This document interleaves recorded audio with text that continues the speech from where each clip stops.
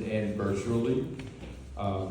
What you just saw was a compilation of our news stories over the last year. As you can see, we were very busy, both in the courtroom, in the community, in Sacramento, local policy, state policy. We've been very active in the last year, so that's just a sample of some of the ways we've been in the news over the last year. I want to acknowledge all of the Magic cohort that's here, all the people in the Magic cohort. Happy Black History Month, everyone. Happy Year of the Snake. I'm going to talk a little bit about our logo, which is greater than one. What greater than one means to us is, one, internally in the Public Defender's Office, we work in teams, right? It's not just attorneys, we have attorneys, paralegals, social workers, investigators, IT staff, policy. We're all working in collaboration. Another meaning of greater than one is our collaboration with community organizations, such as a lot of you who are attending in person and virtually. That was the theme of our calendar this year, our collaborations with community-based organizations. Please pick one up. They're on the table outside if you don't have one yet. And the third meaning of greater than one, Listen just held it up here, is that we recognize that the individuals we represent, our representation just doesn't impact them, it ripples out to all their loved ones, their family, their community. So when we're defending an individual, we're actually defending a family and community at the same time.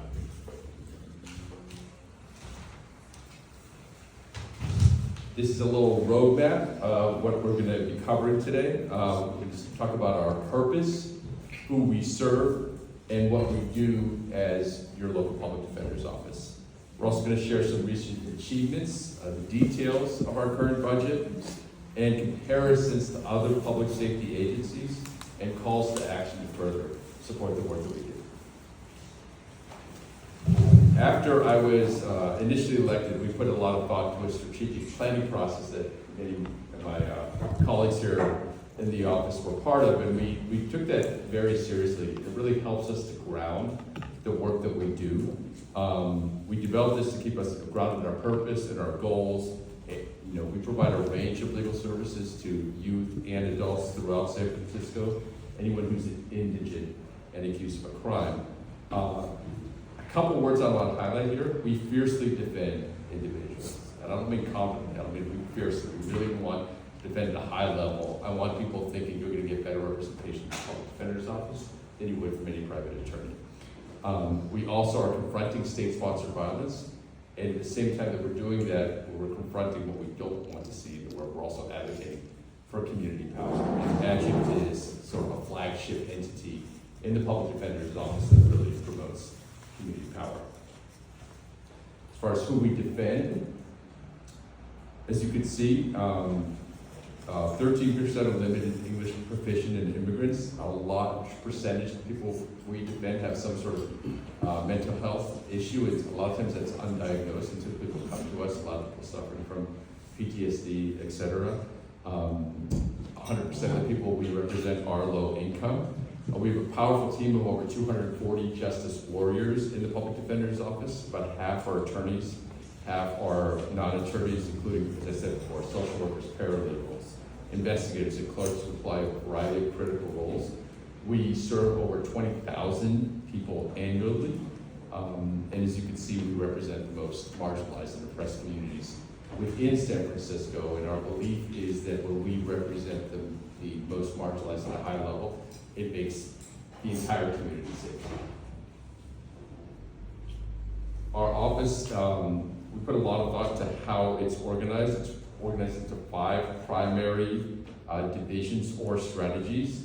Our defense unit is right here on the left in yellow, which includes misdemeanors, felony, mental health, immigration, investigative, paralegal, re-entry, and felony. Our policy work is all under confront and advocate. Remember, confronting state-sponsored violence and advocating for community power. That includes our integrity unit, law enforcement accountability, communications, clean slate policy, Magic, and the Freedom Project. Our training and operations, things that kind of cross the office, IT, clerical, attorney recruitment, pretrial release, research and training.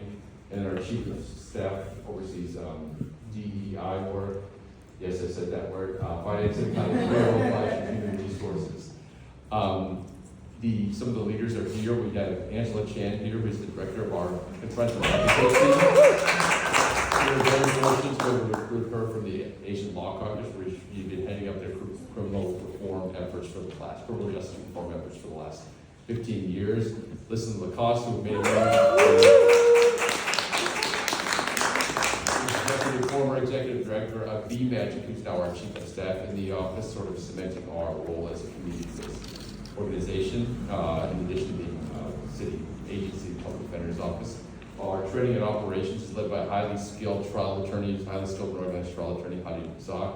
My chief attorney is Matt Gonzalez, a brilliant trial attorney who's been, very connected in the San Francisco political scene for a long time.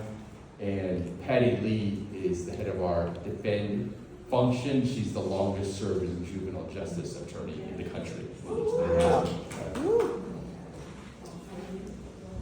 So, as I mentioned before, we can't do this work without critical community partners like many of you. We use this annual calendar to actually uplift many of our community partners, including the incredible Magic community, and to uplift the fact that we work with and along with community. So please grab a calendar if you haven't already. Some major milestones that we accomplished this year, because while we work in the courtroom every single day, I want to start by talking about our work outside the courtroom with families and youth. And both of these vital organizations, Clean Slate and Magic, celebrated milestone anniversaries this year. It was the 20th anniversary of the Be Magic and Mo Magic programs, which is now Be Mo Magic. It's been consolidated. Over the past 20 years, we've served over 300,000 children, youth, and families in the Bayview and in the Fillmore Western Addition area. I'm super proud of the work we do to support healthy and vibrant families through a variety of youth and family programming, but also bringing together nonprofits and city agencies serving these communities at regular meetings. So the idea behind this was a lot of times there's organizations, but we don't always know what each other are doing, so to coordinate those so that we can provide services in a consistent manner, people know where to go. Our Clean Slate program, I'm very proud of this program, ensures second chances by assisting community members with obtaining expungements. We're the primary organization providing expungement services in San Francisco, and as you can see, we just celebrated our 25-year anniversary providing these services. Now, these services are absolutely critical for public safety because they remove barriers to employment, they remove barriers to housing, to professional licensing, and that can all be caused by criminal records, right? So once a community member has completed probation successfully after or found by court to be rehabilitated, then they can access our Clean Slate services. A 2019 Harvard study found that people saw a 25% wage increase gained within 2 years of their expungement being granted. It also found that people who receive expungements are less likely than the general public to have contact with the criminal legal system. So we know that, and we know that stable employment, what does it create? It creates healthier communities and families, right? So our Clean Slate program is a very vital part of the organization, and we're really proud of the work they do. Other ways that we create opportunities. We started a college pathway program to connect our clients with City College and with SF State. Our Repair Act, something we accomplished in Sacramento at a statewide level, which eliminates youth restitution, which can often be a financial barrier to people once they've completed their sentence and they're trying to move on. Now that barrier no longer exists.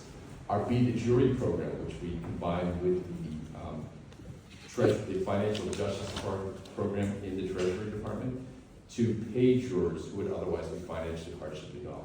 We know that we don't have representative jurors, race and class diversity on jurors, wrong things can happen, right? Because there's not that understanding. So along with the Treasury Department, we now have a Be the Jury program, which will pay people $100 a day, who previously would be financially hardship off juries. So we're very proud of that program.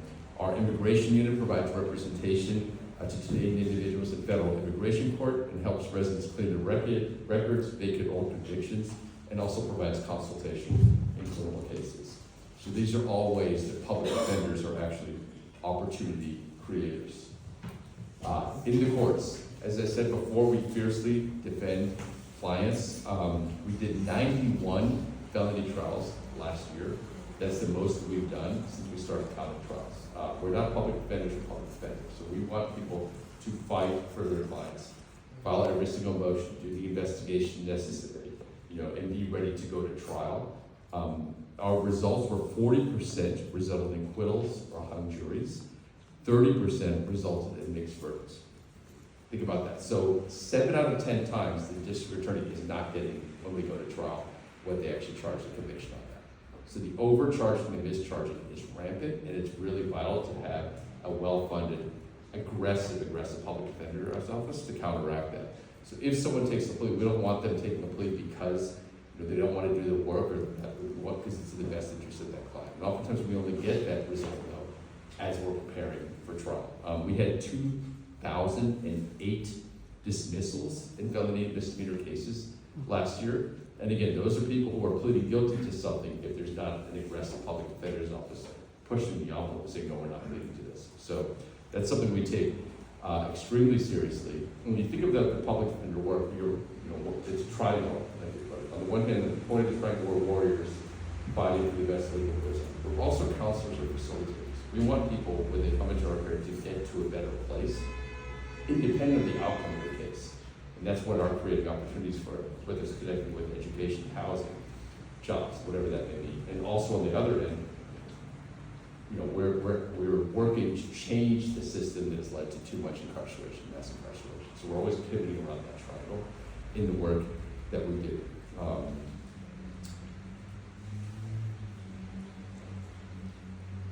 And a lot of those results, they happen on the eve of trial. It's not like we're not pushing cases. Usually that's when the district attorneys take a little more seriously what they actually charge, when they actually do the work to get the conviction. So that's often we're getting a more just result, either in trial or in negotiation at the last minute. But it's very important that we're willing to empower clients to push their cases forward. Here's a snapshot of our budget in the current fiscal year, and a breakdown. As you can see, it's a very lean budget. The vast majority is staffing.